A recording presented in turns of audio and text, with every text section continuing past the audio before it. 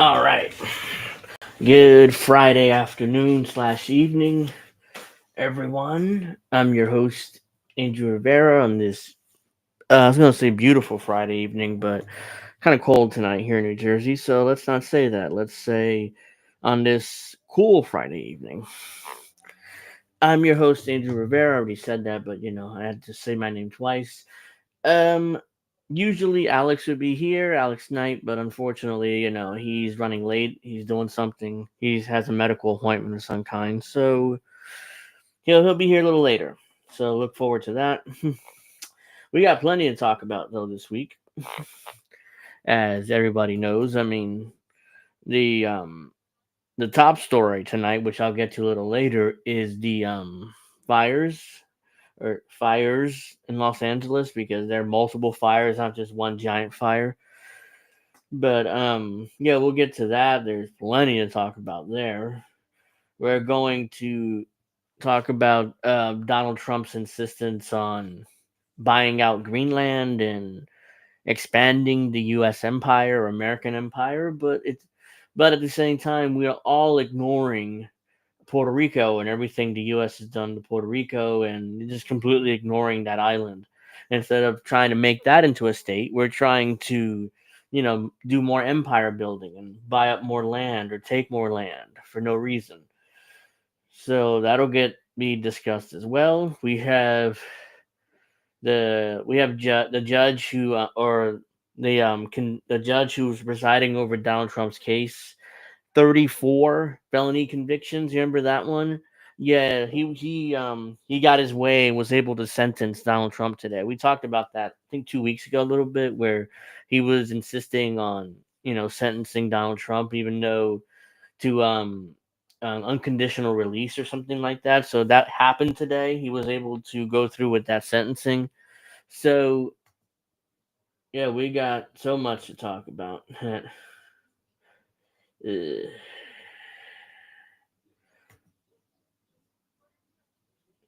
Uh, Greenlanders don't want to give up their lifetime supply of Sara Lee products as part of the Danish realm.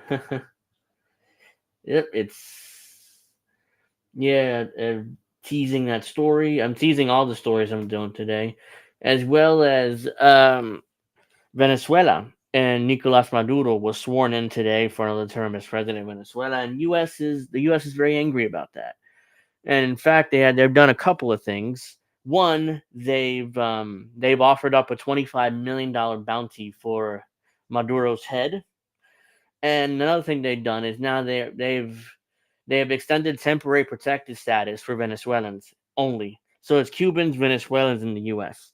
What a coincidence! They both have left wing governments, and the U.S. is like, oh yeah, well, all the right wingers, please come to the United States. We'll give you TPS or temporary protected status, so everything will be fine. Just come here. And oh yeah, vote for Republicans, by the way. Yeah, that's a great idea. I mean, I'm sure that I'm sure. But yeah, I mean, so we got plenty to talk about. So I figured, why not get started? Let's expect Alex Knight to show up shortly. I mean, he had a dentist appointment. He told me, so he's running a little late, which is fine. We get it. Take care of those teeth. I don't like going to the dentist myself, but I have to, because gotta take care of your teeth. Or else I can't smile like this. Even though it's a funny story how I lost a tooth recently. I'm not sure if I told that story, but I'll tell it real quick. It's like a couple months ago. I'm eating an oatmeal cookie, and one of my tooth over here just randomly popped out, and it's like I'm eating, and it's very hard, and I'm like, "What is that?" And my family's like, "Oh wow, it's my tooth." There was a tooth I was supposed to get pulled, which I never made the appointment for. It was rotten, and he's like, "I get that out now." I was like, "Okay, fine." I forgot. It ended up popping out anyways. When I was eating oatmeal cookies a couple months ago. So I'm like, okay, I don't have to make an appointment, I guess. So yeah, so I understand. So we'll see Alex a little bit later, I expect. So for now, let's get to our stories here. Is he able to talk after the dentist? I mean, he just said he had a dentist appointment, so I think it might be a routine cleaning and X-rays. He didn't say that. He said he would come on later, so I figure that's what it was. It's not like he's having a surgery or something like that. Because if it was that, that's different. All right, so let's get to our first story. I'll go through some of these pretty quickly. It's not going to take me long because I do want to move on to the other stories. Let's see. Of course. Oops. Donald Trump. Oops. Let me try to make that a little bigger because it's so small. I can barely see it on the screen. Let me see. Wow, that's so small. We do that. That's a little better. All right. Trump avoids jail or punishment at hush money sentencing day before inauguration. Yeah, that we talked about a couple weeks ago on the show. Judge Marchand was desperate to sentence Donald Trump, and he got his way. U.S. President-elect Donald Trump will not go to jail or face any other punishment for his criminal conviction stemming from hush money paid to a adult entertainer. A judge ruled on Friday, but said said Trump's January 20th inauguration will not erase the jury verdict. Justice Judge Juan Marchand sentencing Trump 78 to unconditional discharge places a judgment of guilt on his record and closes the case that loomed over Trump's bid to retake the White House. Trump will be the first president to take office with a felony criminal conviction, which is the whole point. This is what they wanted.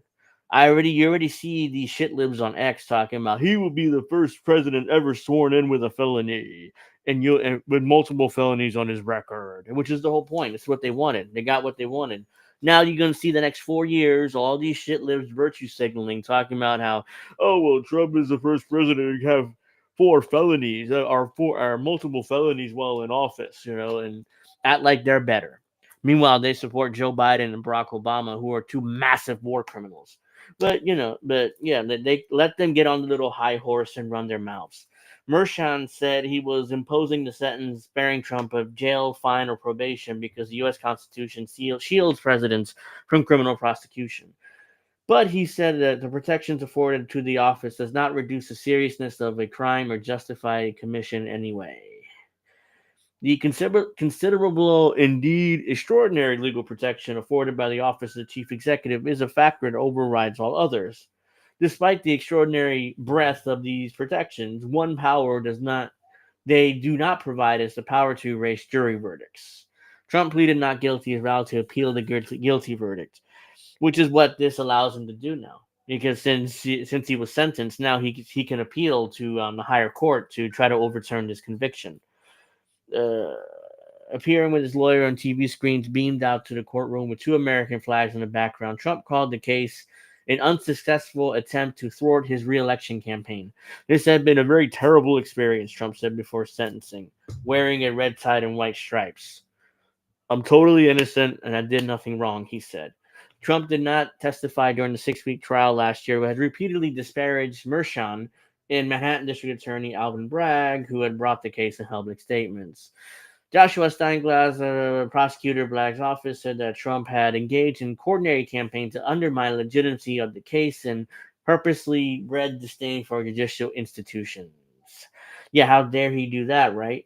He said the prosecutor supported the unconditional discharge sentence.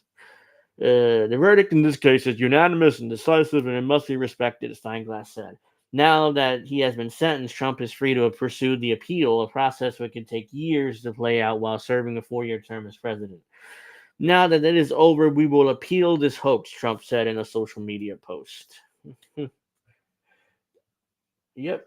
So let's see. Any more?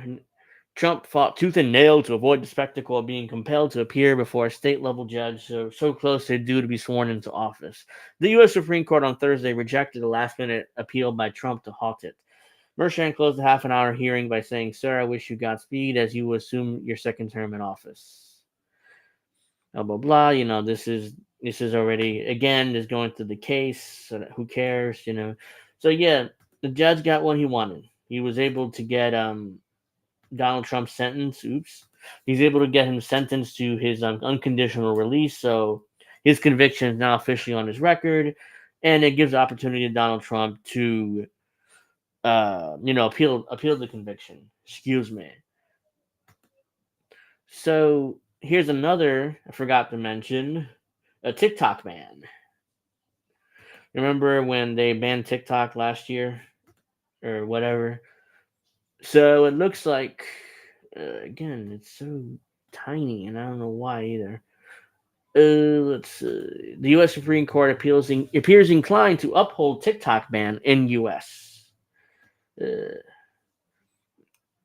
The Supreme Court seemed inclined on Friday to uphold a law that would force sale or ban the popular short video app TikTok in the United States by January 19th, which is in 9 days, by the way, with the justices focusing on national security concerns about China that prompted the crackdown. Damn the First Amendment. During the 2.5 hours of arguments, the 9 justices pressed the lawyers representing TikTok, its Chinese parent company ByteDance, and app users about the risk of China's government exploiting the platform to spy on Americans and carry out covert influence operations while also probing free speech concerns. But what the Supreme Court's saying here, it's okay. It's a problem when the Chinese spy in on Americans, but the United States government is perfectly allowed to spy in on its own citizens when violating the First Amendment. So that's basically what the Supreme Court is saying here, with their indirectly so far. So are we supposed to ignore the fact that the ultimate parent is in fact subject to doing intelligence work for the Chinese government? Conservative Chief Justice John Roberts asked Noel Francisco, a lawyer for TikTok and ByteDance. The companies and users sued to block the law passed by Congress with strong bipartisan support last year and signed by outgoing U.S. President Joe Biden, whose administration is defending it. They appealed to the lower court ruling upholding the law and rejecting the argument that it violates the U.S. Constitution's First Amendment protection against government abridgment of free speech, which it obviously does. It obviously does. I mean, we're arguing about what national security concerns. That's always an excuse on why to violate First Amendment. It's always an excuse. It's the same exact excuse they always use. The same way we've talked a little bit later when Donald Trump wants to buy Greenland or take Greenland or whatever. It's always national security concerns on why the U.S. can get away with is either imperialism or censorship. Some justices raised apprehensions about the law's impact on free speech, but the prevailing concern seemed centered on national security implications of a social media platform with foreign owners, that collects data on a domestic user base of 170 million Americans, about half the U.S. population. By the way, I don't use TikTok. No, I don't have an account with TikTok. I do know INN, the network, has an account on TikTok, but I don't use TikTok. Which is why I don't really talk about it. But I personally don't have a TikTok account, so it doesn't really affect me much. But still, it's bullshit. It's a First Amendment violation. Even if I personally don't like TikTok and the shit that's there, doesn't mean it gets to be banned. Conservative Justice Brett Kavanaugh asked Francisco about potential long-term risk of China gathering data on users, especially those who flock to the app at a young age and using that information over time to develop spies to turn people to blackmail people who a generation from now be working for the FBI, CIA, or State Department. So yeah, of course, you can't allow Chinese to have influence over the U.S. and U.S. citizens, right?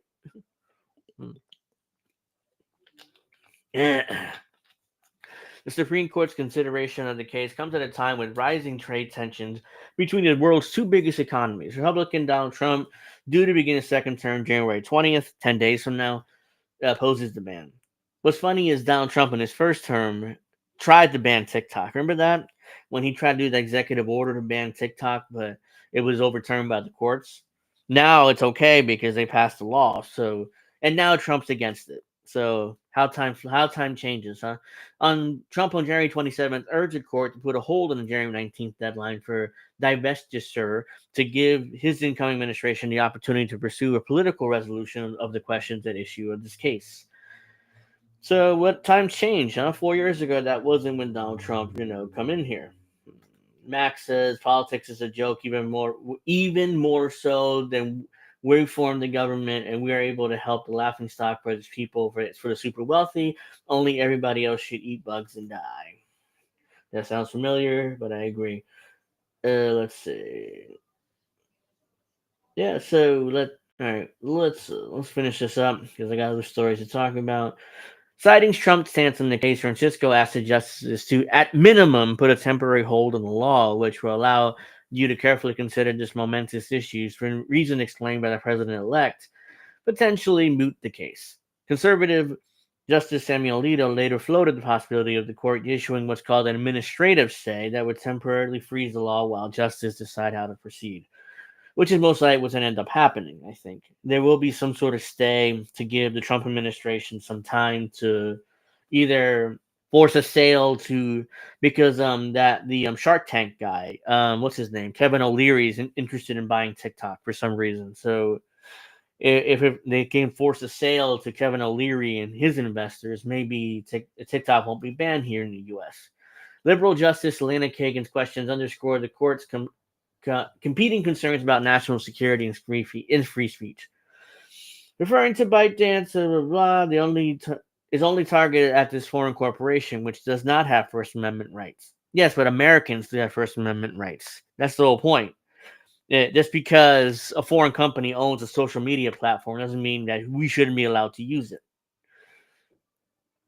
But later, Kagan grilled U.S. Solicitor General Elizabeth Prelogar to arguing for Biden administration with a Cold War-inspired hypothetical question about whether Congress could have forced the American Communist Party to divorce itself from the Soviet Union in the 1950s. So this is kind of a ridiculous hypothetical, blah, blah, blah. Yeah, just a ridiculous hypothetical there. Let's see. Steph's politics has become pro wrestling. Yes, I've made that point. You made that point. A lot of us started making that point because it's so obvious. It's like, especially if you're a pro wrestling fan, you can tell, like, oh yeah, this is WWE basically. Let's see. Francisco told Kavanaugh on January 19th, at least I understand that we, TikTok, go dark. Essentially, the platform shuts down unless there's some kind of divestiture, unless President Trump exercises authority to extend it. But Trump could not do that on January 19th because he does not take office until the following day, Francisco said, which is why they purposely put January 19th, because they knew Trump would probably extend it with his authority. But that's why Biden and all the Republicans and Democrats voted for this pick January 19th on purpose. Because if it would have been January 21st, he had time to extend it. It's possible come January 20th, 21st, 22nd, we might have a different world. Responding to conservative Justice Amy Coney Barrett, Francis said it would take many years for ByteDance to divest TikTok. Wow. I don't think it would really take that long to sell TikTok? I mean, Francisco represented the hypothetical situation of the Chinese government taking hostage of the children and Washington Post owner Jeff Bezos to force him and a newspaper to publish whatever they want on the front page of the Post, so China effectively has control. That's another ridiculous hypothetical, blah, blah, blah. You get the point. I mean, the U.S. are desperate to ban TikTok here because there's a lot. And again, this is my opinion, and this is what I've heard. I don't use TikTok, so I don't know, but there's a lot of anti-Zionist sentiments on TikTok.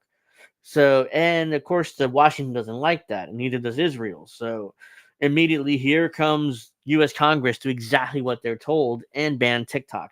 Hey, it's China. The issue is China. We're definitely afraid of China. Meanwhile, the real reason why is obviously because Israel hates the fact that most of the users are anti-Zionist. So there you go. So TikTok gets to be banned.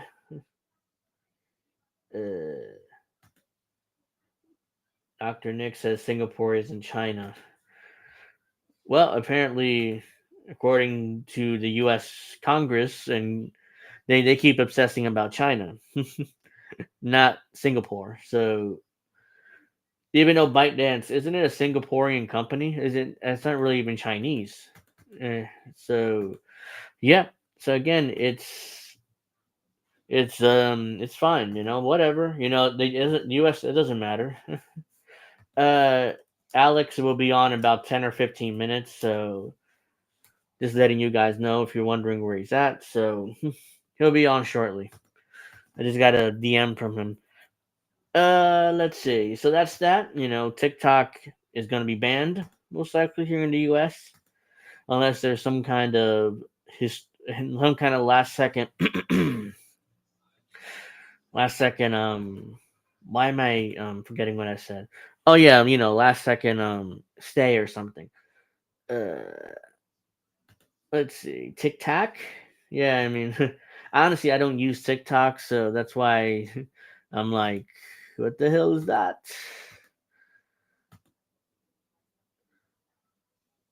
No, thank you. This is so small. Oh, ladies and gentlemen, I got a bot in the chat from I think that's Kick. Yep, Kick. No, thank you. I'm not interested in whatever you're offering me. So, why is that so small? You know what? I'm just gonna. Here we go. That's easier.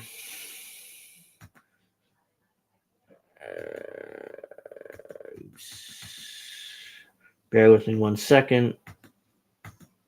Here we go. So now, as I previewed in the beginning of the show, the United States, or Donald Trump in particular, has been floating the possibility of taking Canada, or annexing Canada, annexing Greenland, taking back the Panama Canal, basically rebuilding the U.S. empire. Even though we still have a lot of territories and control of territories, including Puerto Rico. But instead of trying to make that into a state, we're trying to bear with me 1 second here. My mic's okay. Here we go. And we're there instead of doing that and trying to make Puerto Rico into a state and trying to take on and taking on the debt that Puerto Rico has. Instead, we're trying to annex other territories and other countries for no reason because nobody asked for that. Let's see. Annex Greenland, Puerto Rico. Like to have a word first, Mr. President. So hopefully, I don't think it's such a long article. So because I'm tired of reading, I've been reading all this has to be a rib. I'm sure it is. I mean, it's life. Like politics is like pro wrestling, so everything's either a rib or they're fucking with us or whatever. In the light of President-elect Donald Trump's stated ambition to somehow take control of Canada, Greenland, and the Panama Canal, who knows how serious he is? It might make sense to take a look at other territories he already possessed, beyond the areas beyond the 50 states and Washington D.C. The United States has five primary designated territories: American Samoa, where a lot of the top wrestlers come from, the Samoan wrestlers. They all from American Samoa for the most part, or California. The Commonwealth of Northern Mariana Islands, Guam, Puerto Rico, and U.S. Virgin Islands, composed of St. Thomas, St. John, St. Croix. Some 3.6 million people live on these islands, with the great majority, about 3.3 million, in Puerto Rico, Samoa, and the Marianas, each about 50,000 or so. Yeah, so there's a shit ton of Americans who live in these islands and don't give a shit about them. Let's try to expand the empire by taking Greenland, taking Canada, and taking back the Panama Canal. I don't know how we would take Canada. Canada is not really, it's technically not an independent country. It's basically under the Commonwealth of the King of England, as if you watched Snow Himbo's show last night, he discussed. So technically, Canada is not even an independent country. It's under the rule of the King of England. So if the King of England wanted to, he could dissolve Parliament. So just like he could in the UK, but oh no. Excuse me. Throat gets dry rather easily. The U.S. also has unincorporated territories, which are largely uninhabited in the Pacific and Atlantic, including some World War II famed, such as Wake Island and Midway Islands. Also on the list are Howland Island, Two Baker Island, Jarvis Island, Johnston Atoll, Kingman's Reef, Navicia Island, and Serena Bank and Bajo Nuevo Bank, the latter two administered by Colombia, but have been claimed by Honduras, Jamaica, Nicaragua, as well as the U.S. Why are we claiming uninhabited islands? I don't know. They're uninhabited. There's nothing there, but somehow one, two, three, four countries have claims over this island. Who cares? Unless there's some kind of natural resource there that I don't know about. But why would I care about some random uninhabited island? Uh, while four of our five territories overseen by the Office of Insular Affairs, Department of the Interior of Puerto Rico is more complicated. It is represented by the resident commissioner of Puerto Rico in Congress and the Puerto Rico Federal Affairs Commission. When it comes to relationships between each of the five in the U.S., there are significant gray areas and variations in terms of issues such as governmental oversight, citizenship, voting, military service, congressional representation, and taxation. Let's see. Bear with me 1 second here. Oh no, it's good. Okay. When it comes to blah blah, yeah, I read that already. Weighing up how the territories are faring economically isn't easy.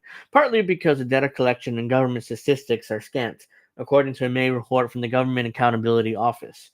Still, it is safe to say that these economies are a mixed bag. Starting in the Pacific, Samoa seems to have bounced back fairly well from COVID-19 and measles outbreak, which liberals and shitless blamed RFK Jr. for, but we won't go into that because we already covered that. With tourism providing some pop, its economy grew 8% in 2023, according to the Department of State, while the Asian Development Bank estimates growth was 11% last year, the second best among 13 Pacific Island nations. But Guam, which relies on the military and spending tourism, is treading water. The Commonwealth of North Mariana Islands also rely on tourists, but 40% of them had come from China. With strained relation between Beijing and Washington, the territory is now caught in the middle. Sometimes I feel like John the Baptist out there in the desert. Arnold Palacios, the governor of the Marinara Islands, said recently, according to the South China Morning Post. Over in the Atlantic, employment in the U.S. Virgin Islands, a favored destination for American tourists, has fallen to 36,000 from some 41,000 in the past 2 decades, according to the Federal Reserve Bank of New York report. The U.S. Virgin Islands have come under fiscal stress, and while it has not defaulted on debt payments, public debt is high and market access for borrowing is limited, New York Fed said. So the U.S. Virgin Islands would be Puerto Rico in like 10 years. That's my prediction. Uh, By far, the biggest of the quaint is, of course, Puerto Rico, which had come under control of the U.S. in 1898 following the Spanish-American War. It has been troubled for decades, with 45% of the population living below the poverty line and average household income of $22,237. Puerto Rico is poorer than Mississippi, which is true. If it were a state, Puerto Rico would be the poorest state in the Union instead of Mississippi. The least wealthiest state, an average income of $54,203. To be fair, Puerto Rico has lower cost of living than the U.S. and the highest gross domestic product per capita in Latin America. Actually, that's not true. Puerto Rico, everything's very expensive in Puerto Rico. I mean, I was there just a few years ago, and the prices are just insanely ridiculous. I don't know where they get that from. Like, oh well, Puerto Rico is cost of living is low. That's bullshit. According to a Comprehensive Council on Foreign Relations report last year, Puerto Rico, U.S. territory in crisis. The territory suffers from the accumulation of massive debt, whose fault is that, by the way, and the ill effects of natural disasters, the COVID-19 pandemic, government mismanagement, and population decline. Again, none of that's really Puerto Rico's fault. That's all Washington's fault. And there's somehow trying to blame Puerto Rico for it. Recession that dragged on from 2006 to 2017 hurt all manners of businesses and industry. Much of Puerto Rico's flickering electric grid, for instance, blacked out this past New Year's Eve. By the way, like I've said before, whose fault is that? It's the U.S.'s fault for forcing Puerto Rico to you know to privatize everything. So yeah, well, fuck yourselves. Hey, Hey, welcome, Alex. So let's see. According blah, blah, while territorial status was a path for statehood for Alaska and Hawaii, they both made a leap in 1959. That wouldn't seem like it's happening soon for Puerto Rico. And in part because the economy is so troubled. The U.S. shares blame for that. The TFR report cites Puerto Rico's close yet fraught relationship with the U.S. as a significant problem factor behind its problems. None of this would suggest that if the U.S. somehow took control of Canada and Greenland, their economies would crater. One could, however, make the case that before Trump grasped for new territories, the U.S. might choose to address shortcomings of those already in his orbit. Uh, yep. So it'd be Did nice. I miss anything important? Um, Not really. I mean, we talked about the TikTok ban, which is supposed to make it become official January 19th. And ByteDance, the parent company, is trying to get Supreme Court to at least put a stay on it because Trump is now against the ban of TikTok, even though he's in favor of it 4 years ago. And let's see, we talked about Trump's sentencing. As everybody, he was sentenced today by the judge to unconditional release. We talked about that 2 weeks ago, or last week it was, where he wanted to do that, and he was allowed to do that today. So there it is. Trump's officially a felon, and all the shit libs are kind of hanging their hat on that, like, oh, he's the first president ever with a felony conviction to become president. So that's there you go. And now this is our third story. I just finished about how Puerto Rico, I mean, the U.S. Trump wants to annex Greenland and Canada and take back the Panama Canal, and instead he should probably focus on the territories we already have and maybe do something with them, especially Puerto Rico, because they have massive amounts of debt. They have, as we talked about last week, they're privatizing everything, and it's not working. In fact, things are getting worse. So it's bullshit. I mean, I'm like, the United States needs to focus particularly on Puerto Rico and not worry about taking over all these other countries or islands for no reason. So let's see here. Hmm. There's little brother. Yep, Steph says hello. Let's see. U.S. Virgin Islands isn't the main difference between Puerto Rico. Is the fact Congress has a resort and golf course for Congress to use. In the Virgin Islands, I probably. I mean, I don't know. I don't. It'd be interesting to learn about if they do have some sort of private resort for Congress people in the Virgin Islands. I wouldn't be surprised because that actually I don't know about. So it'd be interesting to learn about that. And let's see. The next door. All right, so let's not share that anymore.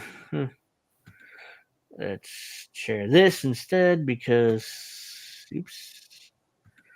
Let's see. We'll get to the fire in Los Angeles in a moment. There's plenty to talk about there, but let me just finish up with this. U.S. condemns sanctions Nicolas Maduro, extends TPS for Venezuelans. After Venezuelan President Nicolas Maduro was sworn in on Friday, the U.S. condemned him, sanctioned him, and extended temporary protected status for Venezuelans in the U.S. By the way, thank you for Indy to sending me this because I was going to cover this, but I just couldn't have time to seek out an article. So here we go. Thank you, Indy. As predicted, Venezuela was in the news in a very big way on Friday. Venezuelan President Nicolas Maduro was sworn in as president for the next 6 years after a tumultuous 6 months since Venezuelan election in January. While many are sticking July. to what? July. You said January. I'm sorry. Yeah. While many is July. My bad. While many are sticking to the narrative that suggests that Emundo Gonzalez Urrieta won the election based on data provided by Maria Corina Machado's opposition party, there's no denying the data at best is suspicious. By the way, that was an exit poll conducted by a polling company in New Jersey. And exit polling is illegal in Venezuela, so there's no way they could have done it. So it's just made up. It's just that company in New Jersey straight up made it up. There's no way they could have done an exit poll legally. The data that was presented never certified precinct level, and tally sheets were found with fake names and forged signatures showed why nobody's able to validate it as authentic or legitimate. Essentially, the only actors pretending it is that are those working at the behest of the United States and his covert operations, which has sought to overthrow Venezuela's government for more than 25 years, which started with the Bush administration, W. Bush, where he overthrew Hugo Chavez or he helped overthrow Hugo Chavez, and 3 days later he came back to power because the country shut down. The citizens didn't want to go to work. They didn't want to. They just basically protested for 3 days until they got their president back. Let's see. Trying to rig elections, Venezuela is one of the most secure electoral systems in the world. Is nothing new for the U.S. Neither is failing to do so. That Machado has always been at the forefront of these actions also speaks volumes. Not only is she participating in trying to rig elections, she has also led multiple failed violent coups. Machado even tried to call Benjamin Netanyahu's fascist government to invade Venezuela to help her. Yeah, this woman's been involved in multiple failed coup attempts over the years. I think she might have been involved in the first coup against Chavez in 2001, I think, 2002, whenever that coup happened. Is she related to Manny Machado? Not just kidding. As far as I know, no. Let's see. Oh, yes. Dr. Nick says $25 million bounty for Maduro's arrest. I did say his head, but I'm sure the U.S. would pay if he ended up dead somehow, so... 125 terrorists arrested, among them gringos, Colombians, and Ukrainians. Yes, that's another. I mean, that's very similar to the failed Bay of Pigs invasion of Cuba in 1960, where Kennedy. To be fair, that was an Eisenhower plan, but Kennedy allowed it to happen, and they landed on Cuba, immediately were arrested. It's like they did nothing. It was like, oh, hey, how you doing? Here, turn around. You're under arrest.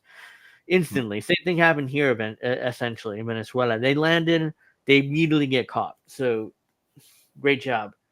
Since this latest failure, the U.S. issued a statement condemning Maduro on Friday. Today's Nicolas Maduro held an illegitimate presidential inauguration in Venezuela in a desperate attempt to seize power. The Venezuelan people and the world know the truth. Maduro clearly lost 2024 presidential election and has no right to claim the presidency, reads a press release from the U.S. Department of State. The United States rejects the National Electoral Council fraudulent announcement that Maduro won the presidential election and does not recognize Nicolas Maduro as the president of Venezuela.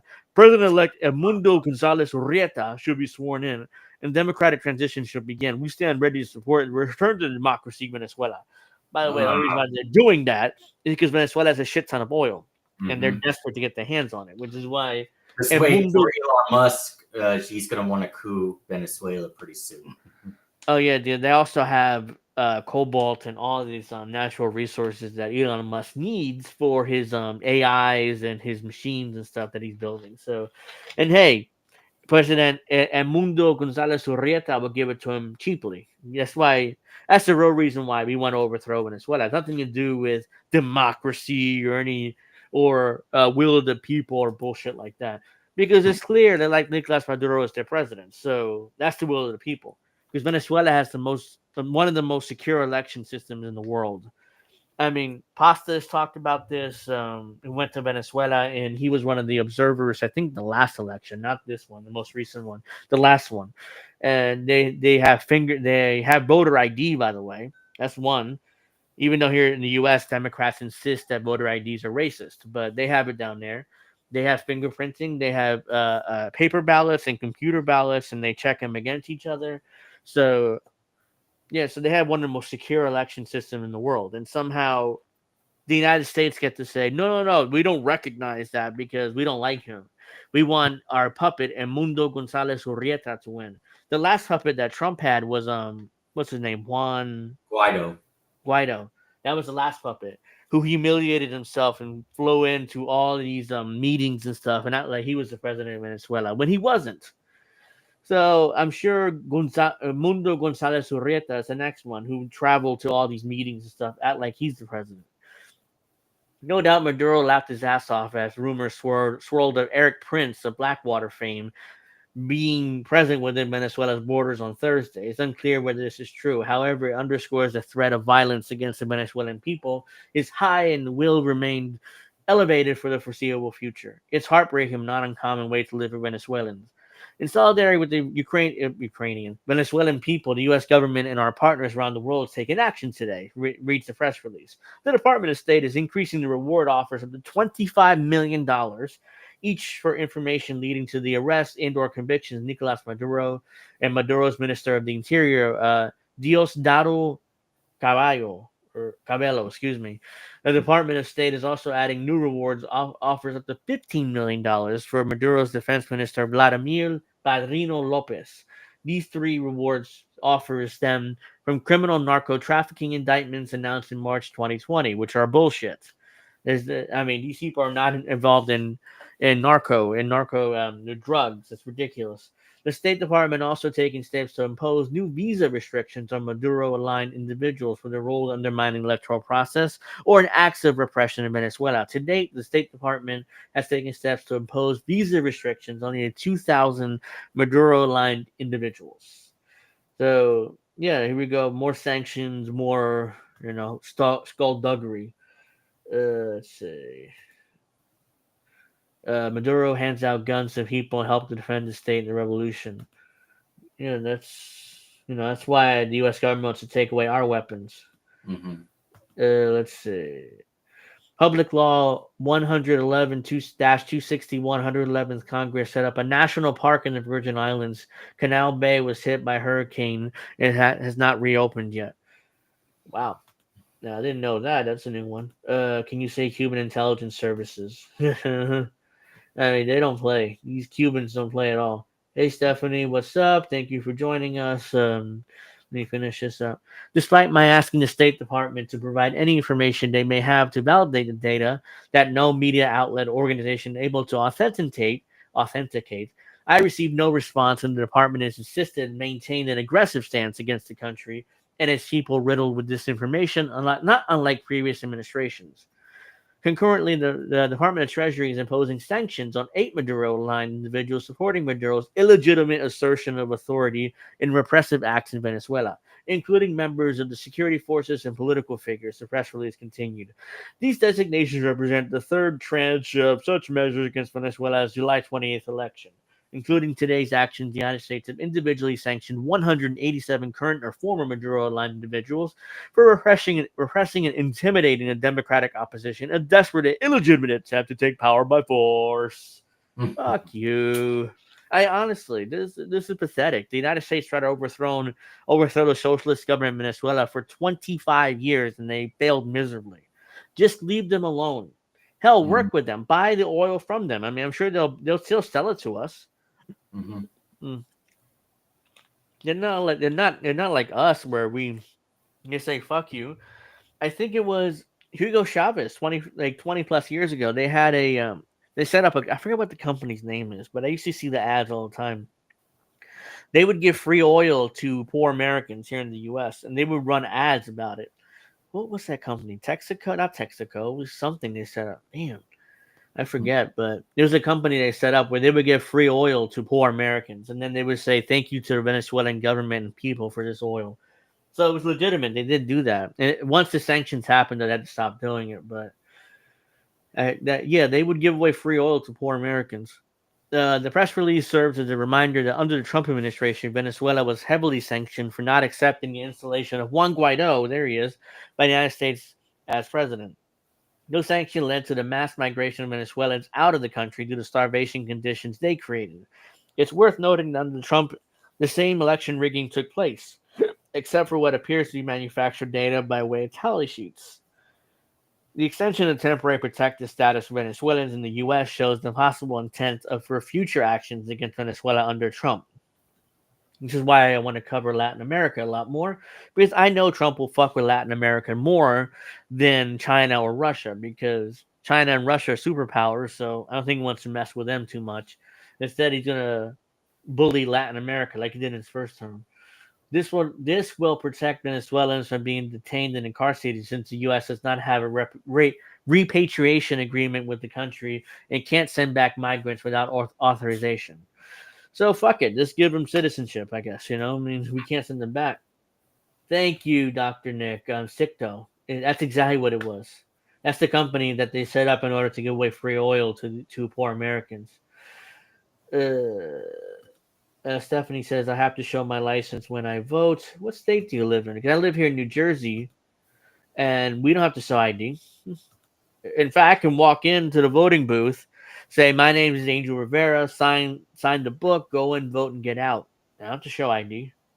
Mhm. So how do they know I'm Angel Rivera? I don't know. I mean, it's just, they take my word for it, I guess. Macy, hold on. Macy also said I used to work at Sicto. Really? Yeah, and TL Orca said I used to buy gas at Sicto. Yeah, they had gas stations here. I remember, and it was cheaper than most gas stations. Connecticut. Okay, well that's weird because that's a blue state. Me in New Jersey, we don't have to show ID. I just say my name, sign a book, vote, and get out. They take my word for it. So PA, we only have to show a voting card. Well, I prefer to some kind of voter ID or something. It'd be your license or whether it be a voter card or something. Because it's in New Jersey, I walk in, sign a book, vote, and they take my word for it, and I get out. So I think that's ridiculous, but whatever. Actually, no, you have to show ID the first time you vote. After that, you don't have to show it again. Which here in New Jersey, at least that's how it works. Temporary. In a separate action, the Department of Homeland Security today announced that 2023 designation of Venezuela for temporary protected status will be extended for 18 months. Based on the severe humanitarian emergency that the country continues to face due to political and economic crises under the inhumane Maduro regime. By the way, who caused that severe humanitarian emergency? The United States with its sanctions. But somehow they get to blame Maduro for it, and most of the media will just repeat it like they're parrots.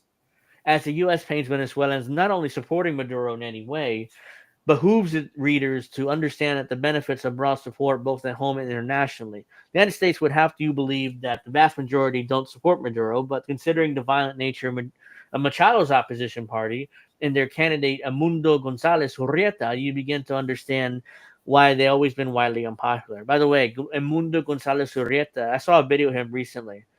He's an old man that can barely walk. They had to have two people Oh like yeah, hold I him up. saw that You video. saw that Yeah. video? I didn't save it, but I should have saved it. I knew I was going to cover this. They had two people walk him up, Yeah. and in order to sit him down, he's like somehow it's like Biden. It's like it's Mhm. a joke, It's like this Yeah. dude is president, is supposed to be president, while he's definitely a puppet. He's like he doesn't know what's going on half the time. Probably it's like, okay, can you give free oil to the Americans? American corporation is whatever. You don't know what the hell's going on, anyways. In addition, their policy proposals are not popular either. To argue that Venezuelans want to privatize everything like Argentina did and had a poverty explode to record numbers is nonsense. It suggests that the people of a country that is more stable than it has been about 2 decades to see an economic boom to want to destabilize it even more so. It makes no sense. Argentina elected that crazy psycho, I forget his name right now, and he's privatized everything. The poverty rate's gone insanely high there since he got into office, and somehow Elon Musk loves this guy. Like that's his hero. I mean, Of course why he am I does. forgetting his name? God, I forgot his name. The crazy guy with the crazy eyes. I mean, I'm sure the chat will remember his name, but I'll With the read it in a crazy minute. eyes. Yeah, the guy with the crazy eyes. The former soccer player. I forget his name right now, but it doesn't matter. I'm sure the chat will remember. The United States reaffirms their support for peaceful democratic aspirations of Venezuelan people. Bullshit. They already decided Maduro's their president. Venezuelans' voices should be heard and their votes respected. What they mean by that is the right wing rich Venezuelans. When they say Hmm. Venezuelan people, that's what they mean. They don't mean they mean the business industry, the people who have money. That's what they mean. We condemn Nicolas Maduro and his representatives for resorting to violence and intimidation against their political opponents in the Venezuelan public. By the way, that's bullshit because it's reversed. It's Machado and the right wing that do violence, but meanwhile they get to blame Maduro for it. And the rest of the media will, of course, just follow along because they're parrots. We call for the immediate release of all unjustly detained political prisoners who remain behind bars merely for exercising their rights. Venezuelans must be allowed to express their political opinions peacefully, including through the exercise of freedom and peaceful assembly and of expression without fear of reprisals. Yeah, it's the exact opposite. But let's ignore that. In the United States, we need to become more into with the idea just because we don't like a certain leader doesn't mean their people don't. 100% true. Again, it's like Syria with Bashar al-Assad. Even though we didn't like him, he was popular among his people. Hmm. Uh, so yeah, so Javier Milei. That's I did have to look Oh, it up. that guy, yeah. Yeah, that's the president The of guy who was Argentina. crying in Yeah, Israel. yeah, that's Elon Musk's hero. That's what he wants ultimately. The libertarian economy, like the laissez-faire capitalism, where you deregulate everything and defund most government agencies, and immediately poverty grew like crazy in Argentina. But let's see, the United States, we need blah blah blah. All world leaders need their populations to make their countries grow. To argue that they intentionally starve their people and bring misery upon them doesn't make sense in an unpropagandized mind. Citizens are commodities to every country and represent the value of a nation through gross domestic product and other economic factors. Another example is Putin, Vladimir Putin in Russia. We hate him here and he's unpopular here, but in Russia he's very popular. It's like he's getting reelected. I mean, Yep. it's like he got Same reason reelected why again. Assad kept getting reelected. Yeah, and Xi Jinping of China again. I mean, he's technically elected by the party, not really by the citizens, but yeah, I mean, he seems to be popular in China, so it's we often had long wait times up to 10 minutes, so they gave us a choice of coffee or Kool-Aid and a cookie to keep us calm. Is that at Citgo?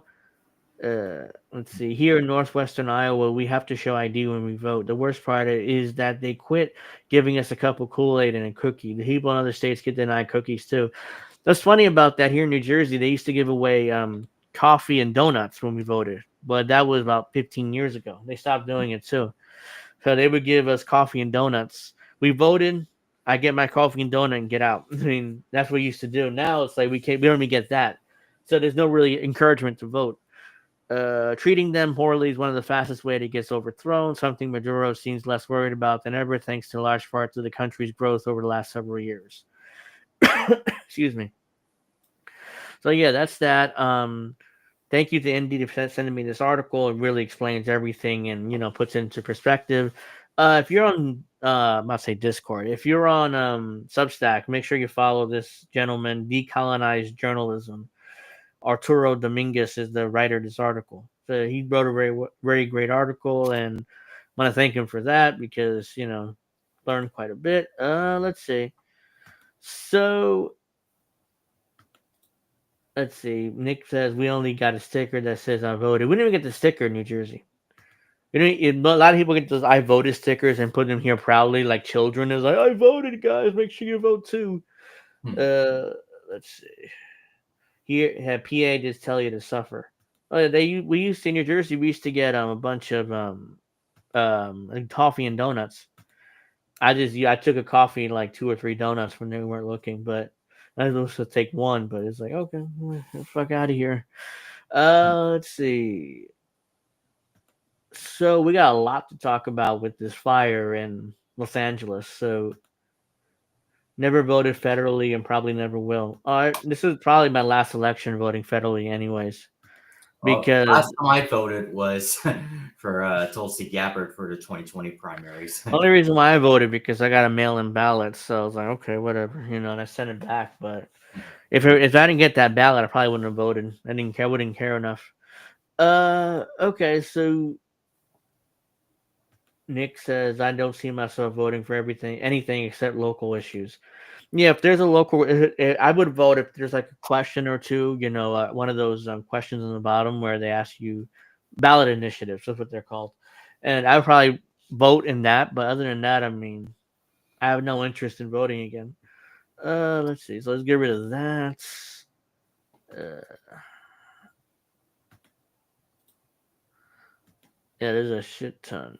So let's get into my bookmarks. We got plenty to bookmark here. Holy crap. So as everybody knows, there's these fires that have been taking over Los Angeles over the last few days.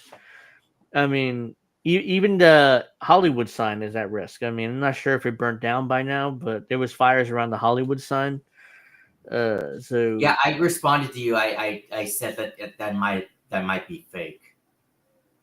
maybe, but I don't know. But as far as I know, I mean, I saw that picture and it's like But the Hollywood Hills are on fire. I mean, there's video of it. Now, So I'm not for sure. those who don't know, I also live in LA, but I'm doing fine. So I was gonna ask you that. I mean, are you at risk? I mean, do you have to?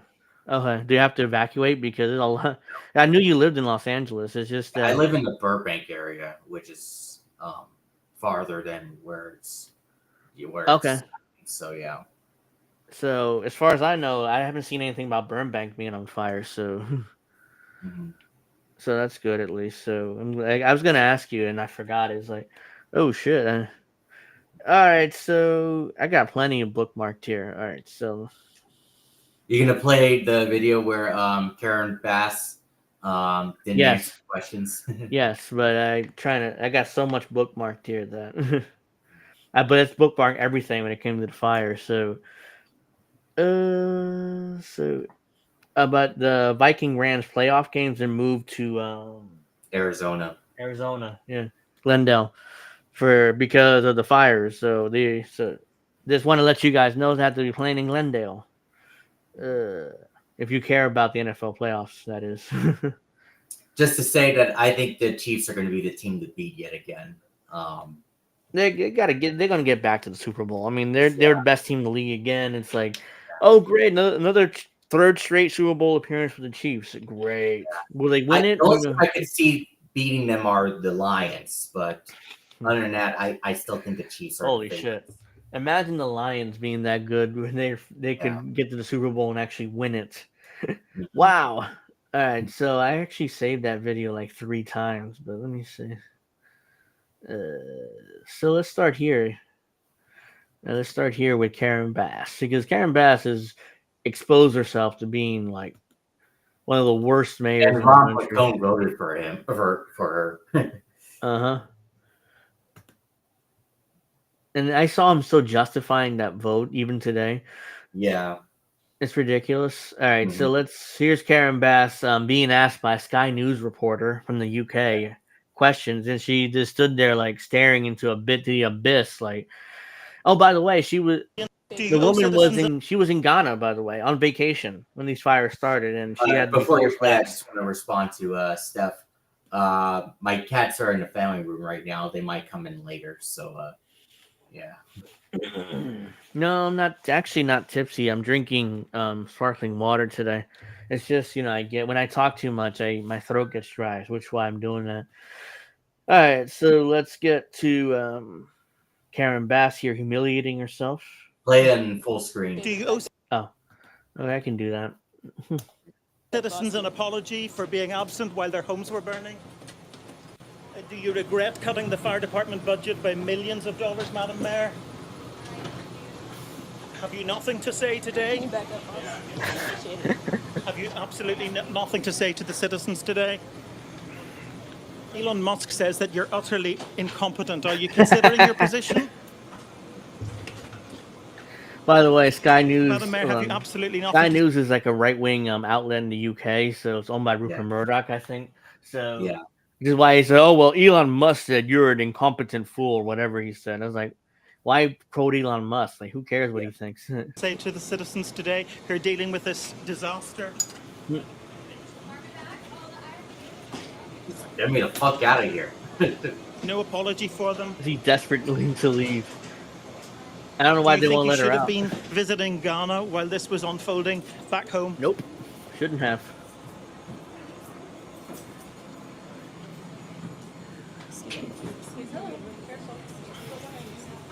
Looks like an airport. It is an airport.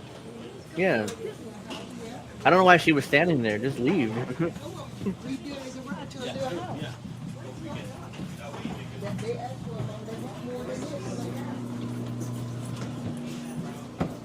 Madam Mayor, let me ask you just again, have you anything to say to the citizens today as you return? No.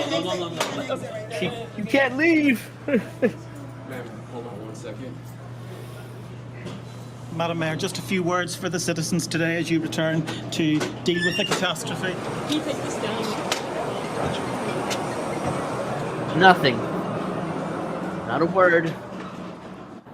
David, as you say, she wasn't very keen to answer any of your questions there. And fire chiefs are also admitting that they just don't have enough personnel to take out the fires. Yeah, they're fighting all sorts of challenges. They're talking about a water shortage. There are reports of fire hydrant failures. They've been unable to use firefighting aircraft for much of the day due to the smoke that is billowing ominously from the hills where the wildfires are raging. And I suppose despite that political storm, this is, of course, at its heart, a human story, because we've now 80,000 people evacuated. Tens of thousands of others are on standby to be evacuated. 2 lives have been lost in the Eaton fire, which is what's causing the consequence behind us. The city's iconic landscape almost shrouded completely by the smoke. And they're really just taking it one step at a time, hoping at some stage the wind's going to change direction or to die down, and that they're going to be able to get this fire under control. Sorry, it ain't. But Steph asked if she's related to Nicole Bass. Oh, I get rid of that. Yeah, I mean, and then there's so many videos that are fun, and I hope we get to all of them today. I remember Michael Cole saying, "King, that's Nicole Bass" at WrestleMania 15. I can't believe it. It's so many. Let me see. Where is? Here's right on the day of the fire. This came out from the White House. So sure you guys have seen it, but let's see. What would have been funny? Well, I don't want to say funny, but what would have been, I guess, kind of unique or fitting is if someone played, Slow Chemical by Finger 11 as the fires are going on, if you know what I mean. Oh, yeah. This is the day of the fire when it first started. Joe Biden announced an additional $500 million to Ukraine while California burns. Biden to announce final $500 million Ukraine military aid. It ends about $65 billion in security assistance under Biden. Trump would get about $3.8 billion to move if he chooses to. We'll see what he does there, because that money could be used by California more than Ukraine. Ukraine's gotten $65 billion in aid under Biden. It's absurd, absolutely absurd, and it's outrageous too. When I cannot wait till that motherfucker's gone. Holy shit. To this day, North Carolina has gotten no help. And those people there are still homeless and without homes. But Ukraine needs more money. Stupid comment while giving his comment about the fire. He's like, "By the way, I'm a great grandfather." Mm-hmm. I have that video too. Asshole. Yeah, I have that video too. It's just, I got it here. In fact, it's just pathetic. It's like you saw at a touch that he thinks he gets to say that. Indy on Discord saying, "Who are these people?" Good question, because I barely know who these people are myself. All right, here it is. This is the video that we were referring to just now.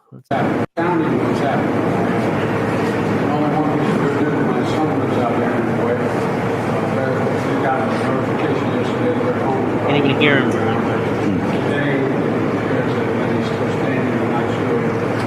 The good news is, I'm a great grandfather.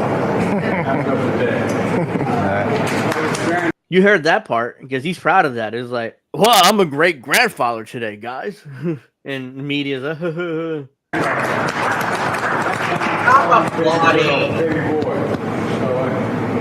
I'm a great grandfather today, guys. Isn't that great? Oh, by the way, people are losing their houses and could die, and but who cares about that? I'm gonna be a great grandfather, guys. So that's what I care about. Because I'm leaving office in about 3 weeks, so who gives a shit? And Kyle Kowinski would be defending, like, guys, he was just making a joke. He was just making a joke, I mean, he's a locale that would defend anything Democrats do. Let's see. So, I'm sure everybody's seen this. Where is it? Yeah, a lot of this has gone viral. So I'm assuming that everybody's seen these clips. This is an older gentleman that is 91 years old, who's living in his home in Pasadena for 60 years. He's left without nothing. Here's his home. So what was his home? His home right behind me. It's still, parts of it have flames still burning here. It's been going all morning long. He's been here for 60 years. raises kids in this house. I mean, what are you feeling when you see your house like this now? What you say? How do you feel looking at this morning? I'm going to break down again. That's what I feel. It's my whole life. Everything. So lost everything. You shape up. You're supposed to be a support. Anyway, I'm okay. I'll be okay. I'm tough, and we'll start over. Even though I'm 91 years old, I'll start over again. Yeah. And what is your message to your neighbors that are going to be coming back just like you? I would say that whatever happens to their property, we're just glad that they're safe. You turn up a bit, and please. They've survived this. That's the highest it would go. So I'm guessing it just. And thank you for all the personnel that are here that are fighting the fire. It's just amazing, and thank you to all of them and to you. We're spreading the news, even though it's bad. Yep. So the 60 years in Pasadena, and his house is gone. Yeah. And You gotta there's play James Woods video as well. I would, but it's CNN, and we have INN has issues with CNN. So yeah, we Indy nearly had a conniption fit last night. Played a video yesterday. So we can't. But yeah, basically, James Woods went on CNN and started crying because he lost one of his houses in California, in Los Angeles. So yeah, like that was his only house. I'm sure he has multiple houses. It's not like he has one house and he just lost it. So I liked James Woods when he played as Mike. Mike. Oh wait, what's his name? I said it last night. Yeah, I know what you mean. Mike Torino in GTA San Andreas. I liked him in that role. Other than that, he was good there, but yeah. Yeah, that's right, Indy. Apparently, they sent firefighting equipment to Ukraine. So yeah, we funded about 6 firefighter departments in Ukraine. Fully funded them. They have everything they need. Meanwhile, the LA Fire Department has very little what it needs, and Karen Bass decided to.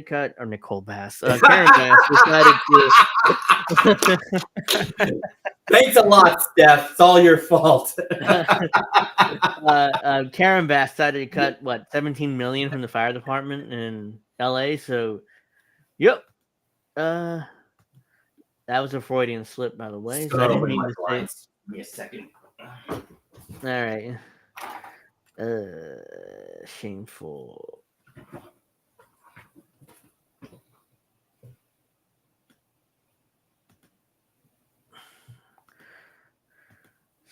Let's see.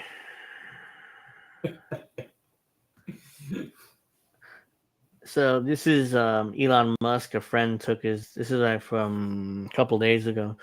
Took this video of Los Angeles. What used to be a neighborhood. That's loud.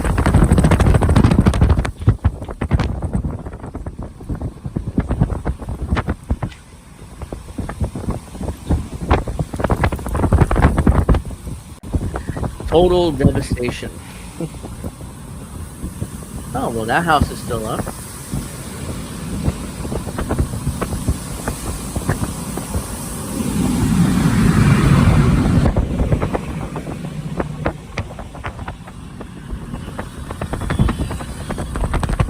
Oh, it's a fire station there. Looks to be fine, too. So. That's weird. The fire station's good, but look at this. It's really good. Like, the fire description shows what buildings to go after or houses.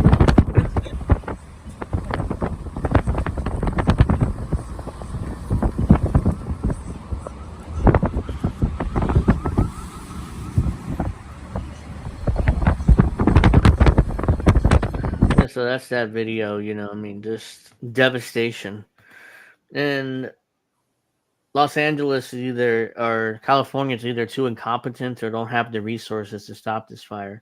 In fact, there's a where is it? I saved so much videos and stuff and news reports about the fire that I can't find what I'm looking for. That's Karen.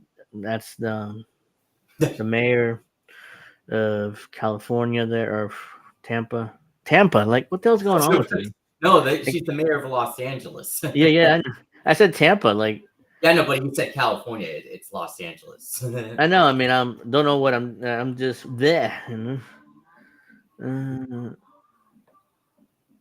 There's where is it? All right. Oh, I found this. Where is it? I just saw it. And now here it is. So Steph Zamorano, Jimmy Dore's wife, has been on the warpath, ever since the last few days after this fire. Yeah. In fact, they shot these video from Steph's mom's backyard in Pasadena. So they shot this video there.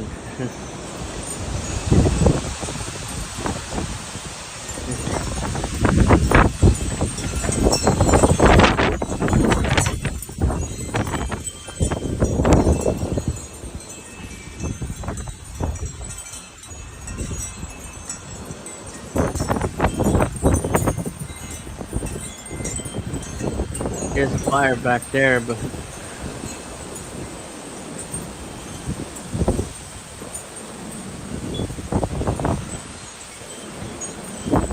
yeah, so it's pretty much about to surround.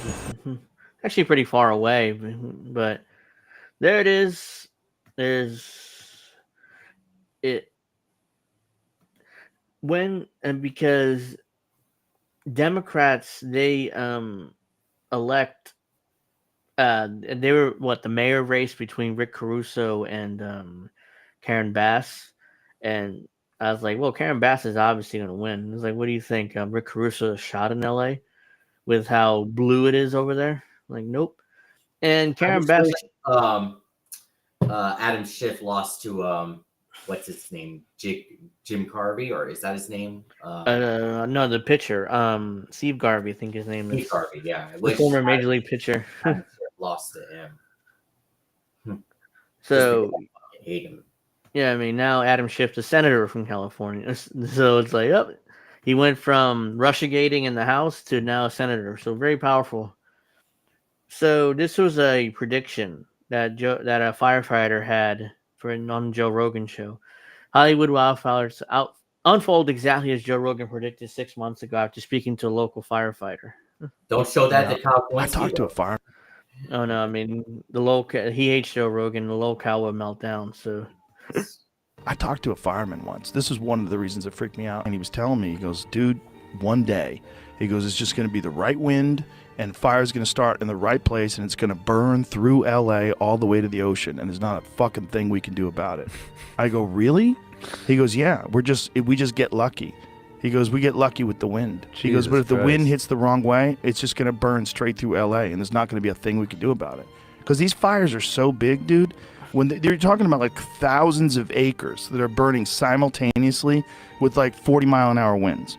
And the wind's just blowing embers through the air, and those embers are landing on roofs, and those houses are going up, and they're landing on bushes, and those bushes are going up, and everything's dry. And once it happens in a way where it's so spread out that there's nothing they can do. There's nothing they can do. You just have to evacuate, right? Nothing they can do. I talked to a fireman once. This is one of the... And it's happening now. I mean, it's incompetence. It's, an act of God, you can say as well, partly. I just want to say, that song that was playing in the video, I thought for the longest time that song was part of the Lord of the Rings franchise, because I remember hearing that theme from the Lord of the Rings Two Towers trailer, but no, it was from Requiem. Yeah. Unfortunately, Hunter Biden's home in LA was completely destroyed, so here's the world's smallest violin for him. Macy, if you could name which Tool song that was about it would be nice. Mel Gibson lost his home during his interview with Rogan. Oh yeah, he went on Rogan. I've seen some clips of it, but I haven't really watched the whole thing yet. Let's see. I got so many. In fact, where did I save it? I hope I did. Tool's not a Christian rock band; they're a progressive metal band. Oh. Christian rock band. What the fuck? Oh, here it is. And actually, damn, it's a CNN clip. But at one point, Karen Bass had a press conference right after her little airport disaster, and she was telling people of LA how to get assistance. And it's like, oh yeah, go to the government website URL, and she kept talking. Didn't give the website, so people don't have a clue where the website's at. Instead, it's like, go to our disaster relief website URL. Yeah, stay safe, and hopefully you'll survive these fires or something. Whatever she said. Just paraphrasing, but it's like, what? Where's the website? You didn't give anybody information. It's just, oh yeah. Let's see. There's a major issue with fire insurance companies. State Farm canceled hundreds of thousands of policies in LA for the last year. They've been canceling them left and right. Other insurance companies have been canceling their fire policies too, like a week before the fire. I just want to respond to Chalinsky. Well, that may be the case that their lyrics referring to what's that word? I can't pronounce it right. Biblical verses. Sorry, but just because of that, they're still labeled as a progressive metal band. They're never labeled as a Christian rock band. So I'm just saying they've always been labeled as a progressive metal band. This is another woman who lost her home. Fran lost the home she lived in the last 26 years in Altadena. She poured everything into it. Yeah, there's so many of these videos, so many examples, This is your house? This is my house. This one right here. We moved in 26 years ago. And we did the floors, and we put in windows and doors and painted and just put. My grandchildren loved it. My son and my daughter-in-law. My family, we hosted Christmas Eve and Christmas Day here. And everybody was here. My little house that I loved. My husband just has 4th cancer surgery. I poured everything into it. My nephew. I'm so sorry. I know. I really am. I don't even know what to say. That's okay. I don't even know what I'm doing. I'm just. We haven't been sleeping. We haven't slept. We're staying at a hotel. We have nowhere to go. We don't know what we're doing. We were close neighbors. Buzz and Todd. His mom passed away and they took over the house. John just lost his wife that he adored, but was taking care of that house. She was a Superior Court judge.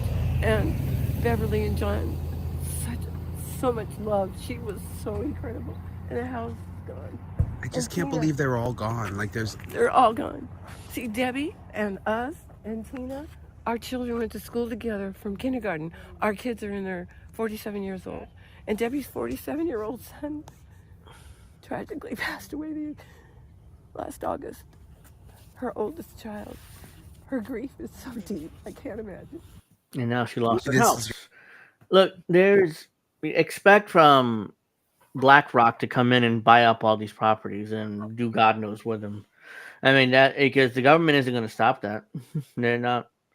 They're going to buy up all these properties on the cheap and build something that's planned for LA called Smart LA. I saw that. I'm not sure. I assume I saved it. Hold on. I want to show you Smart. Let me see whether I can find it. I know I saw it on X, so hold on. Bear with me 1 second. I thought I saved it, but I didn't. Oops, Smart LA. There's this plan floating around there, which, yeah, here it is.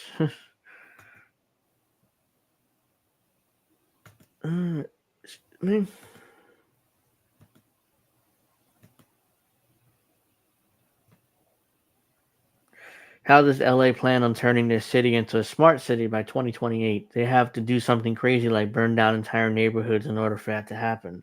Geez, that would be some kind of wild right-wing conspiracy shit for that to happen. That would never happen. So, yeah, this is what I saw.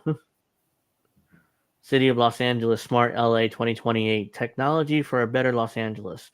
So this was released December 2020. Apparently, they were planning to do this now for nearly 5 years, and they have 3 more years to do it by 2028. So it's like Lahaina. You know, they're very similar plans for Lahaina with Smart Lahaina or whatever. They bought out all the landowners for $700 they gave them or something, and they told them to fuck off. It was outrageous. And now we got North Carolina being destroyed. Now LA's being destroyed currently as we speak. And there's so many. Let's see. So now politicians and stuff are throwing each other under the bus. This is a recent development here. All right, Dr. Nick, thank you for joining us. I mean, have a nice weekend. Los Angeles Fire Department Chief Kirsten Crowley turns on Los Angeles leadership, saying they failed her. Remarkable interview. Crowley called out the city for having no water in the Santa Ynez Reservoir. Reported, did the city of Los Angeles fail you in your department? It is my job to stand up for her as a chief and say exactly what the fire needs. Did they fail you? Yes, they're turning on each other. Yeah, the politicians are all turning on each other. She's throwing Karen Bass and her administration under the bus. Period. Did the city of Los Angeles fail you and your department and our city? It's my job to stand up as a chief and exactly say justifiably what the fire department needs to operate to meet the demands of the community. Did they fail you? That is our job, and I tell you, that's why I'm here. So let's get us what we need so our firefighters can do their jobs. Did they fail you? Yes. Chief Kristen Crowley, I believe the anchors wanted to ask a question back there, had some comments. We do, Gigi. If you could please ask her regarding the Times article that came out that the Santa Ynez Reservoir was closed to repairs and it was empty. 117 million gallons of water could have been used in this fight. The question is about the Santa Ynez Reservoir being empty. There's been a lot of questions about that. Sure. So my stance on this is when a firefighter comes up to a hydrant, we expect there's going to be water. We don't control the water supply. Where did all that water go? Because the reservoir is empty, but where is that water? Who has that water? Why is not being used? Even if that's empty, it's like, is it gone? Did it get turned into vapor? I mean, where did it go? I mean, it's another like, and you get the point. You know, I mean, it's another bullshit. Like, where did that water go? Did some billionaire buy it up and keep it?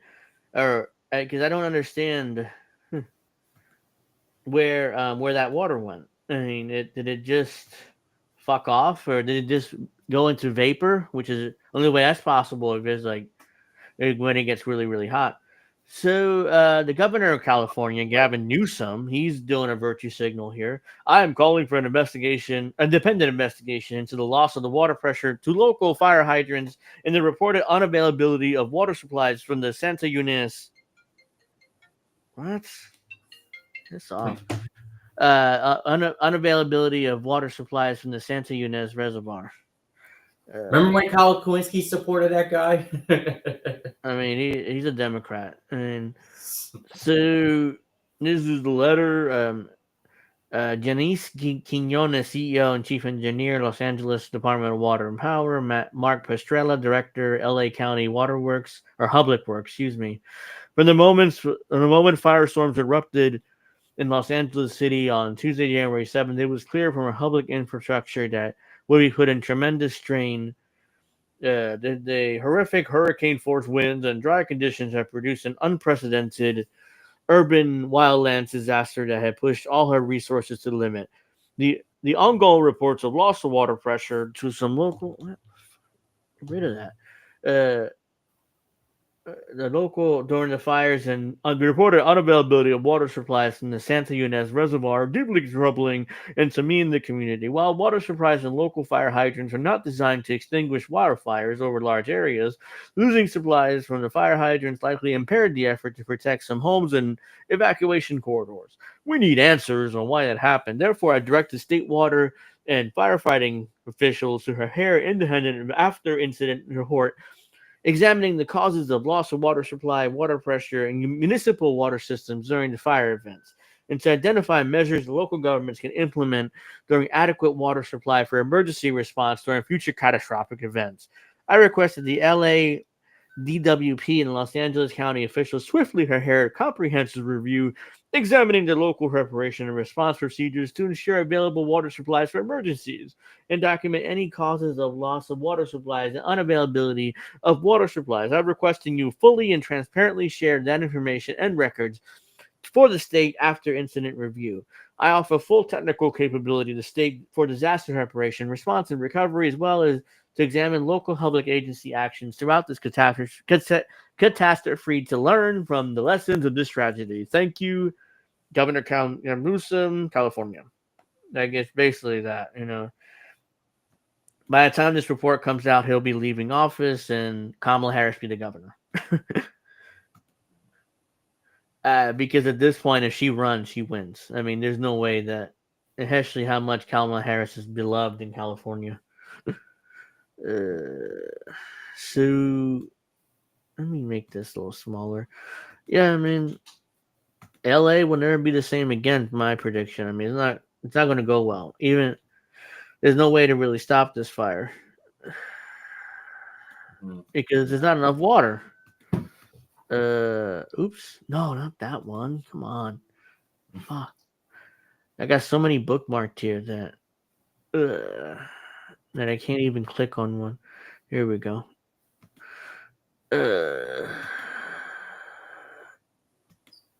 Disneyland needed a fire attraction next to their water park. No.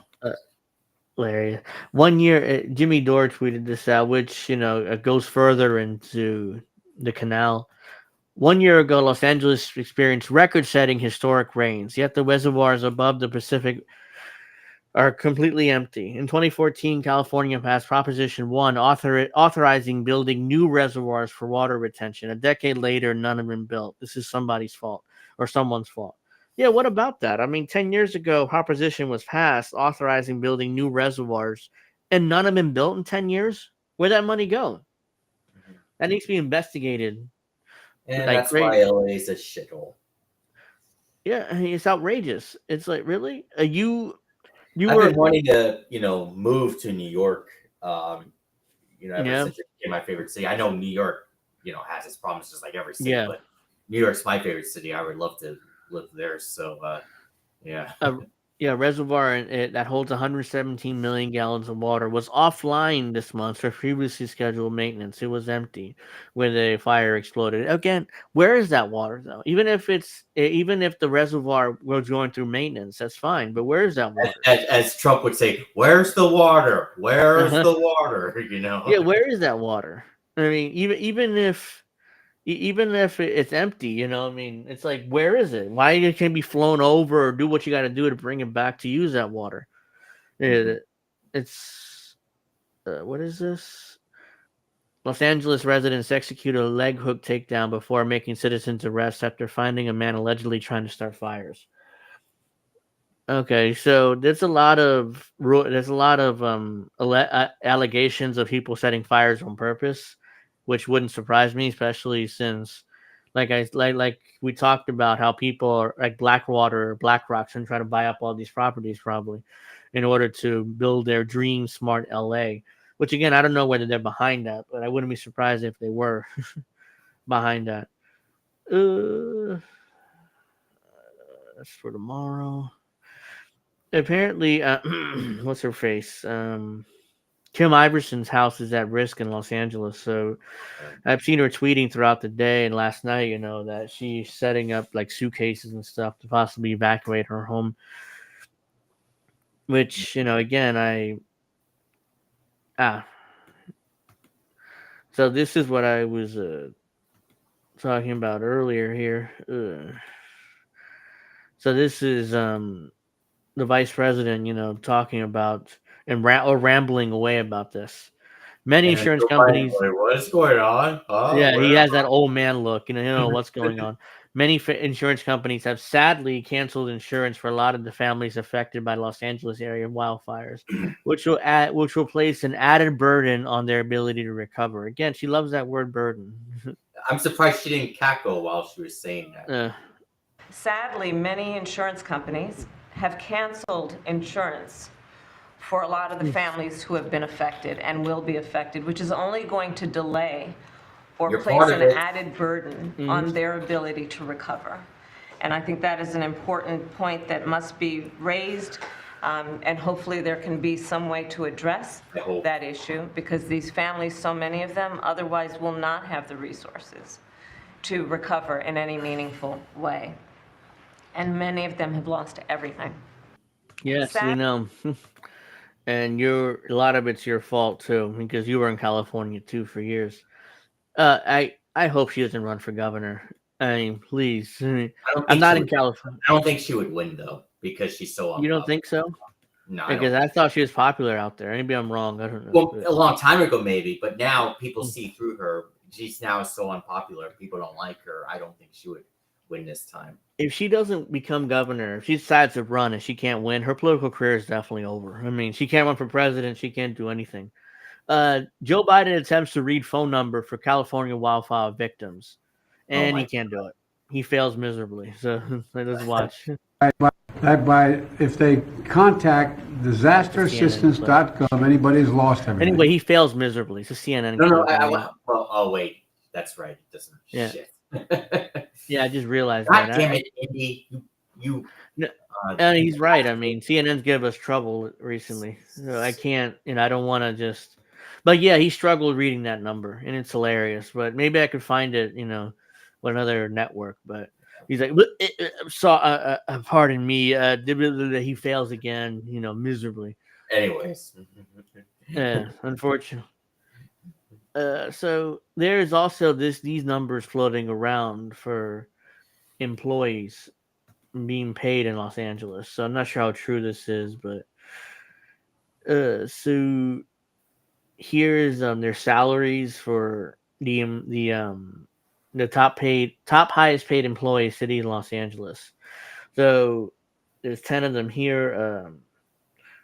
Load dispatcher, Department of Water and Power, base salary of $293,631, overtime of $334,595, other compensation, whatever this means, $229,232 for a total of $857,458. These are supposed to be public officials, public servants, and they're making nearly $1 million a year. I mean, John Getch's fire captain 2. He makes $801,000. Load dispatcher, Department of Water, $786,000. It goes on and on. I mean, these are nearly over $500,000 all these people make. So even their overtime numbers, $613,000. How much overtime can you collect? $371,335. They make more in overtime than their base salary. It's crazy. Karen Bass made $300,154 in 2023 plus benefits, making her the second highest paid mayor in the country. Good job, Ron Falcone. You voted for her. Great job. By the way, our mayor here in Trenton makes $75,000 a year. I mean, it's like, and Trenton has had a history of corrupt mayors and corrupt politicians going back decades. I mean, we had a former mayor in federal prison for mismanaging the waterworks here. So, yeah, I mean, that happened 10 years ago. I mean, he's in federal prison right now serving a 15-year sentence for that. So it shows how historically competent our mayors have been. But meanwhile, at least there's never been like a massive wildfire where people get, killed or whatever. Here we go. Did you see that clip? I think I had it saved, or I can't find it, but that guy, went to a reporter, say why the fires are happening. I don't know why. We don't know why. Then he said something to the effect of because of gay people. You didn't see that clip? No, I didn't. I have it, or I know I saw it, but because anyways, of gay people. Yeah. So what does that mean? What I'm thinking he's saying is it's because God is punishing LA for allowing gay people to be around or giving him rights. And I've been reading how people saying the failures for the wildfires are because of DEI hires. Shut the fuck up about the fucking DEI hires. It's stupid. Stop. Yeah, seriously. Like as a woman fire chief, a woman mayor, I mean, DEI hires. Somehow it's their fault for decades of man, fails at it. You're still going to call it a DEI a failure? Yeah, it's like these are failures dating back decades. I mean, this isn't their fault. I mean, they happened to be there when the I'm fire against happened. DEI hires as much as the next guy, but again, just stop. This is so over the top. Stop with that bullshit. Yeah, it's ridiculous. All right, this woman's parents have lived in the same house for 75 years, and recently, according to her, my parents have been in this house 75 years, and they had the same insurance, and the insurance people decided to cancel their fire insurance. So I'm not sure how recent that was, but what a coincidence! It's right before this big fire. So they've lived in this house for 75 years, and they've had the same insurance. And these insurance people decided to cancel their fire. And we're going through this, and it just happened, and they have no fire insurance. They've lived. If that happened to me, I would call up the insurance company. Oh, can I get all my money back I paid you the last 70 years? No, that's bullshit. I mean, it's you could just kill their CEO. Well, I mean, yeah, I mean, there's so much bullshit. Oh, here it is. Here it is. I knew I saved it. This is the video where this guy claimed that it was gay people's fault. Oh. Random California citizen tells their reporter that wildfires in Los Angeles are punishment for all the gay people. Looks like it's some kind of Spanish dude, though. Yes, I can hear you. So the family with the poor little girl who was. Fire happening right now. Say that again? Why is there a fire happening right now? There are multiple fires that are taking place. Are you serious? Yeah. Yeah. You're in the news though. You're supposed to know. Well, I don't know how it started. We don't know how it started. There, I think winds. It's all the gay people in LA. Okay, there we go. Okay. Unacceptable. Gina. And of course, the reporters all virtue signal. Unacceptable. Man, it's ridiculous. I mean, it's all the gay people's fault. I was like, what? It's just absurd. It's funny, but at the same time, it's so over the top and absurd. It's all the gay people's fault. So this is what should happen is there should be a prank call. That that guy who did the prank call with Crystal Ball. He should do one soon. It's Governor Newsom, nor virtue signaling. California is grateful to POTUS and his administration for fighting the LA wildfires. Presidential major disaster declaration. 5 Forest Service large air tankers. There's no water, so I don't know how that's going to work unless you get water from other parts of the country. 10 federal helicopters, dozens of Forest Service fire engines, and backup via Department of Defense. But what's Remember funny when is progressives were urging people to vote for Newsom for re-election? Yeah, when he got recalled by by the electorate. Who ran? That radio host ran, Larry Elder, right? Yeah. I was like, he's not going to win, but I didn't want him to win. He's a Republican, but the Democrat, California needed to hold the Democrats accountable somehow, and of course they reelect Newsom, and here we go. All right, look at Joe Biden's face throughout this. It's hilarious. I mean, he's like that old man look again. He doesn't know what the fuck's going on. It's impossible for me to express the level of appreciation and cooperation we receive from the White House and this administration. So on behalf of all of us, Mr. President, thank you for being here, and not just being here today. Thank you for being here since the minute of this incident. That's bullshit. He hasn't been there for less than 24 or so hours ago. Deep gratitude. There's fire going on in LA. Really? He has the old man look where he doesn't know what the hell's going on, and he's just standing there. My staff told me to stand. By the way, Biden was asked. I think it was earlier today. Asked if he still regret falling out of the race. He said, "I still regret it." He said he's still saying he would have beaten Trump. He swears up and down he would have won. You would have lost way worse than Kamala did. Like, what the fuck are you talking he would have. That would have been a historic landslide. I mean, Trump winning the popular vote is still huge, but this is a tweet from Emmanuel Acho, who works for Fox Sports. Please play for LA. The Hollywood Hills are now on fire. I took this video. I was about to evacuate my house. So, speaking of Fox Sports, you might want to talk about driving home. The law. Yo, oh, that lawsuit that was filed. Yeah. Yeah, I mean, I thought about it, but it's kind of salacious, and we probably could mention it real quick before we wrap up. But it's like Joy Taylor with basically being a whore, whore, and Skip Bayless.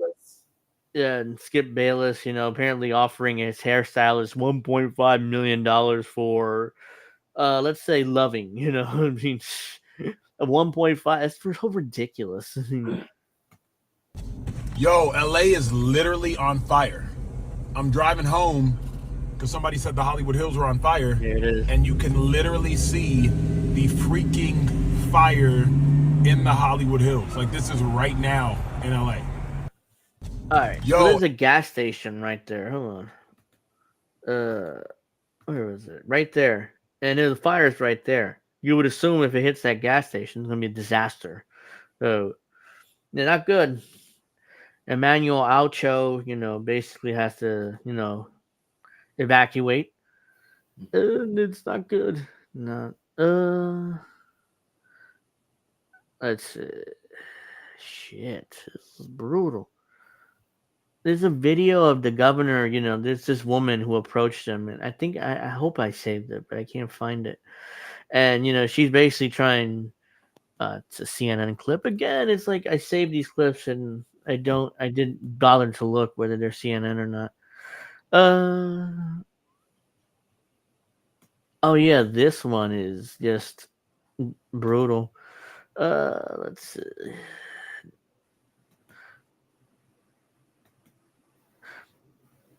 So this is a video. Apparently, this guy did escape his house barely, but the fire surrounded his house, and he's still standing there. Yeah. He's still sitting in that house. Like, I would have gotten the fuck out of there. Yeah. Yeah. Now he's coughing. Yeah. Just be okay. You're gonna be okay. His dog is there. You're gonna be okay. Yeah, well, get the fuck out now. What are you doing? He's just standing there filming it. Like, the fire pretty much surrounded his house. You can't save your house, dude. Get out. Oh, shit.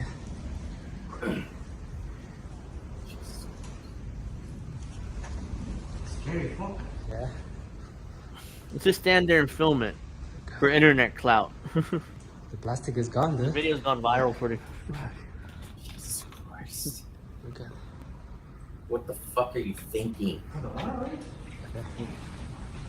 His dog's like, get the fuck out of here. I mean, he's smart enough. He's like, he's whining. Yeah, get the go now.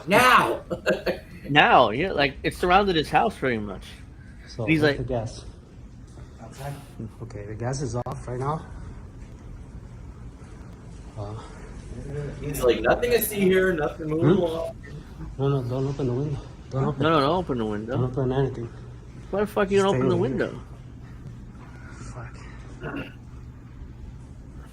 Apparently, this guy did escape, but that's what I read somewhere else. But he's a dumbass. I mean, he just stood there like.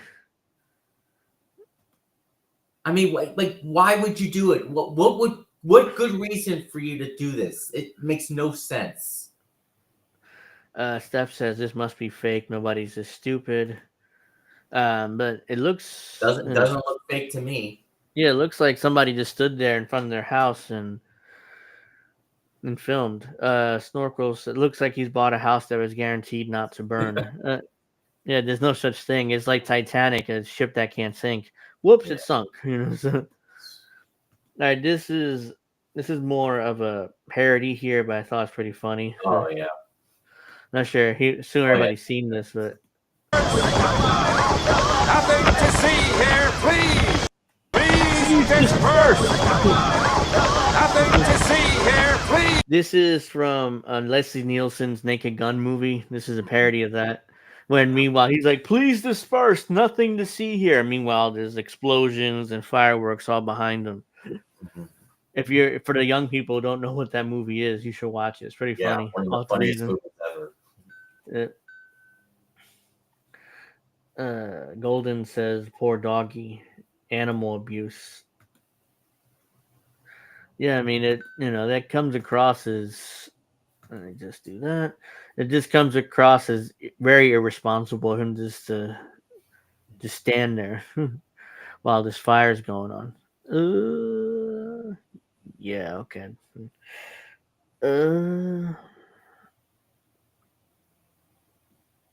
Anderson Cooper's arrived on the scene.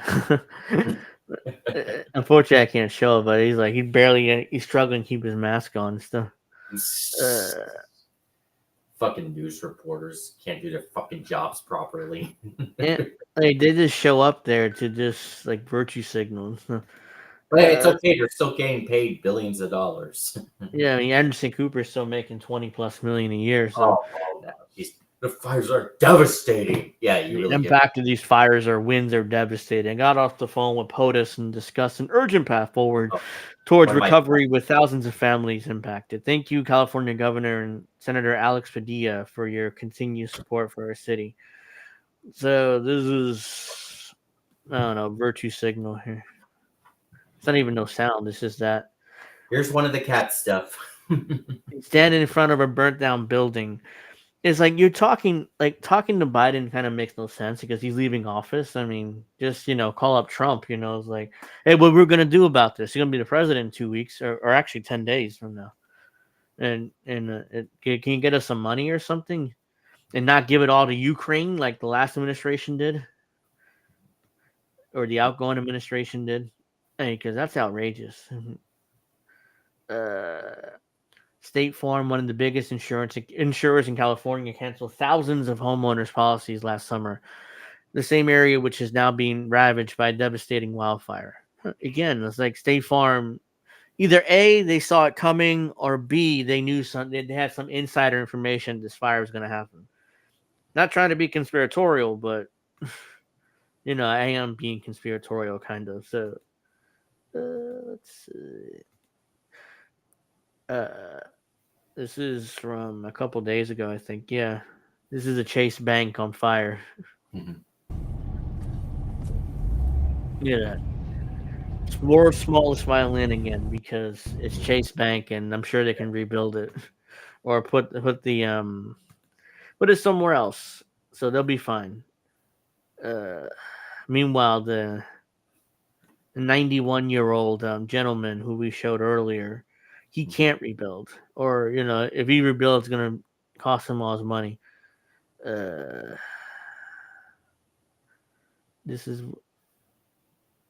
was this tweet I saw. I don't think I saved it, where some Democrat tried to blame Trump for this.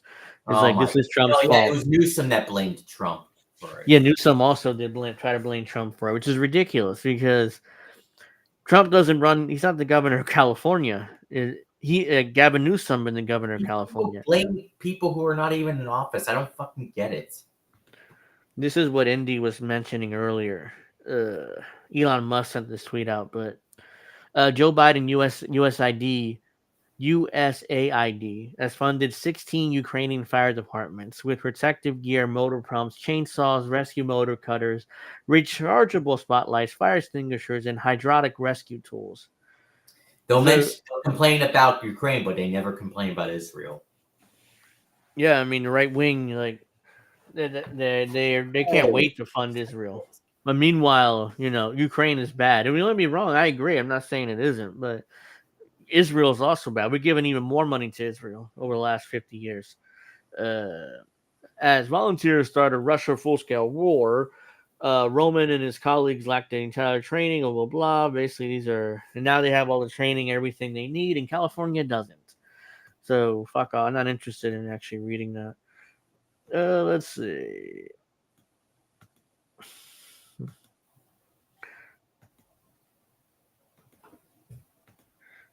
Did I just I shared the wrong one. Hold on. All right, here we go. I don't know why I have that open. I mean, these stories are done. I already covered that. Bulldozers. This is basically bulldozing people's cars out of the way. Because it is left in the middle of the road. Because it was easier just to walk than to, because there's traffic jam. Look at it.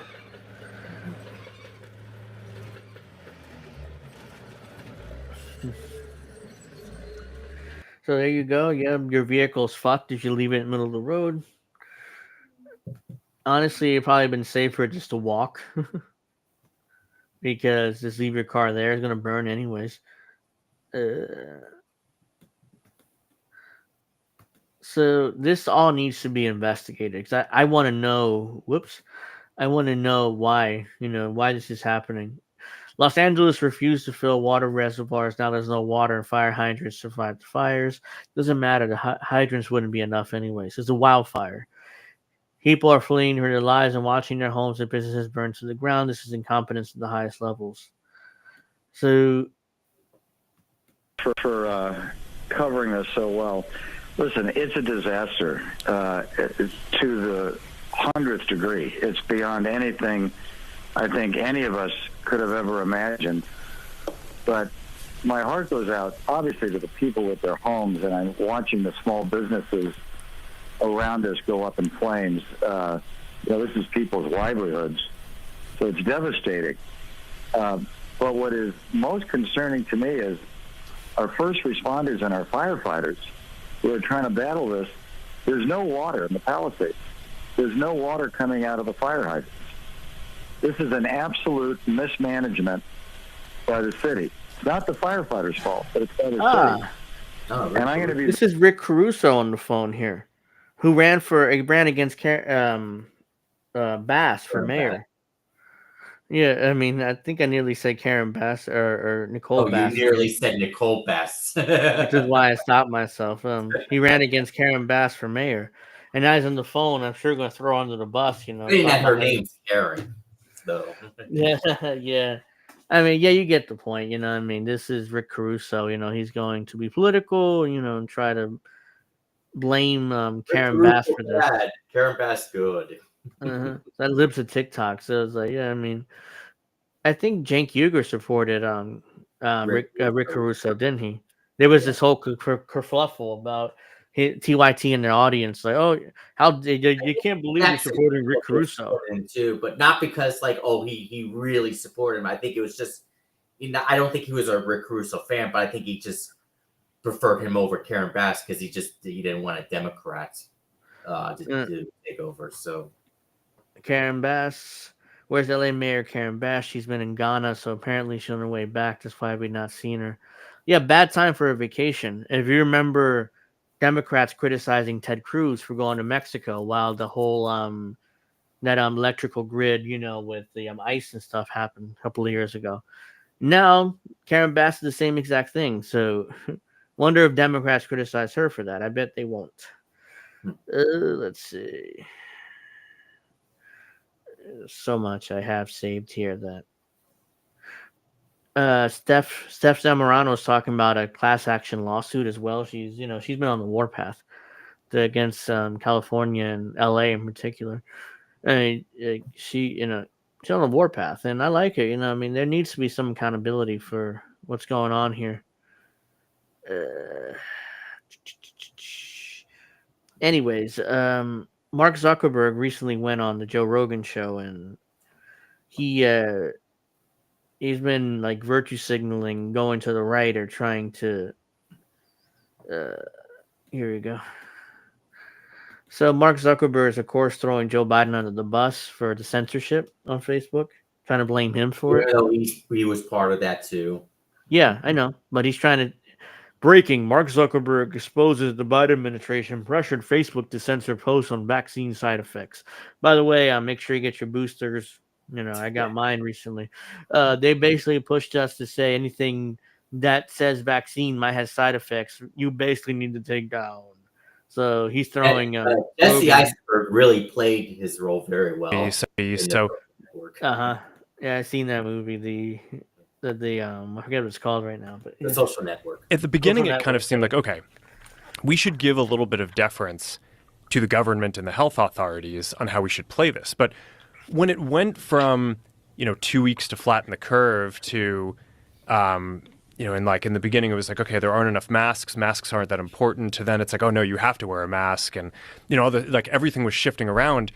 It just became very difficult to kind of follow, and this really hit the most extreme, I'd say, during the Biden administration, when they were trying to roll out the vaccine program. And I'm generally pretty pro rolling out vaccines. I think on balance, the vaccines are more positive than negative. I'm sure you are. But I think that while they're trying to push that program, they also tried to censor anyone who was basically arguing against it. And they pushed us super hard to take down things that were honestly were true, right? I mean, they basically pushed us and said, anything that says that vaccines might have side effects, you basically need to take down. And I was just like, well, we're not going to do that. We're clearly not going to do that. I mean, that is kind of that's what you did. You took down anything to do with vaccines. You throw Joe Biden. Most people don't get. It's not that we were against the vaccines. We were against the mandates. The mandates we were against. Yeah, that was the issue I had too. It wasn't even the vaccine per se. Yeah. It was the mandates. So this is Zuckerberg. He said comparing experience with third-party fact checkers, something out of 1984. Then why did you hire the third-party fact checkers? You pay them to check. He's trying to throw these people under the bus. Yet again. Yeah, he's trying to throw these people under the bus. Like, look, dude, you did this. You're the CEO of Facebook or Meta, whatever it's called now. You did this. And now Jake Euchre's acting just like him. Yeah, they're all backpedaling from the censorship regime that either they set up or supported. Yeah. So, oops. So we tried to put in place a system that would deal with it. And early on tried to basically make it so that it was really limited. We're like, all right, we're just going to have the system where there's these third-party fact checkers and they can check the worst of the worst stuff, right? So things that are very clear hoaxes, that there's it's not like we're not parsing speech about whether something is slightly true or slightly false, like Earth is flat, things like that, right? So that was sort of the original intent. We put in place the system and it just sort of veered from there. I think to some degree, it's because some of the people whose job is to do fact checking, a lot of their industry is focused on political fact checking. So they just kind of veered in that direction. And we kept on trying to basically get it to be what we had originally intended, was just it's not, the point isn't to judge people's opinions. It's to provide this layer to kind of help fact check some of the stuff that seems the most extreme. But it just, it was just never accepted by people broadly. I think people just felt like the fact checkers were too biased. Mm-hmm. Not necessarily even so much in what they ruled, although sometimes I think people would disagree with that. A lot of the time, it was just what types of things they chose to even go and fact check in the first place. So, I kind of think after having gone through that whole exercise, it I don't know, it's something out of 1984, one of these books where it's just you did it though. You did it. Yeah, he's trying to distance himself from this. He did it. It's not like he. Also, to answer Ufio, or whatever his name is, yeah, there were mandates. They were happening in 2021. I mean, I don't know how you don't know this. I mean, yeah, they were forcing people to take mandates. There were definitely mandates. I mean, what I'm assuming he's going to argue is technically they weren't mandates. Either you got the shot or you got tested every week, which is why it technically wasn't a mandate, even though it clearly was. So that's how they got away with it. But yeah, there definitely were mandates. So Mark Zuckerberg says the Biden administration called his employees and screamed and cussed at them to take down memes and COVID vaccine content. So again, he's throwing the administration under the bus when he did it. He didn't have to do it. These people from the Biden administration would call up our team and scream at them and curse, and it's these documents it's all kind of out there. Oh, did you record any of those phone calls? I don't think we were, but I think I want to listen. I mean, there are emails. the emails are published. It's all kind of out there, and they're And basically, it just got to this point where we were like, no, we're not gonna take down things that are true. That's ridiculous. They wanted us to take down this meme of Leonardo DiCaprio looking at a TV talking about how 10 years from now or something, you're gonna see an ad that says that meme was infamous. I mean, the Biden administration wanted that down for whatever reason. But is he talking about this meme, the Leonardo that meme? Yeah, that meme. Yeah. Euphoria says I'm more left than you guys. Okay. What? How are you more? What do you mean? Yeah, I mean, I'm fine with that opinion.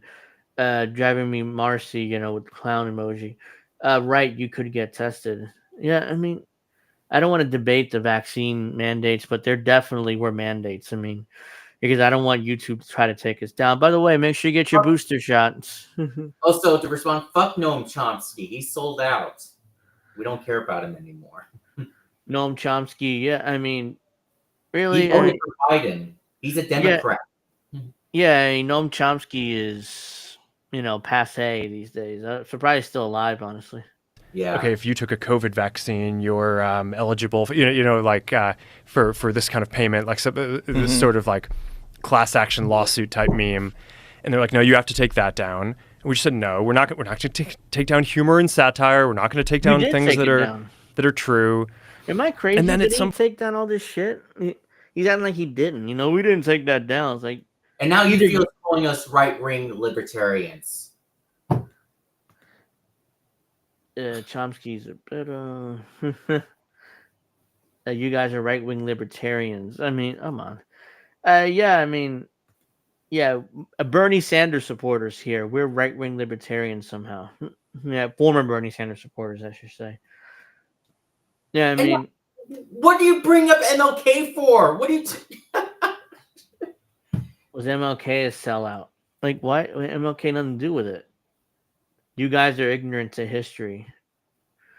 Again, I don't understand what history has to do with this, but okay.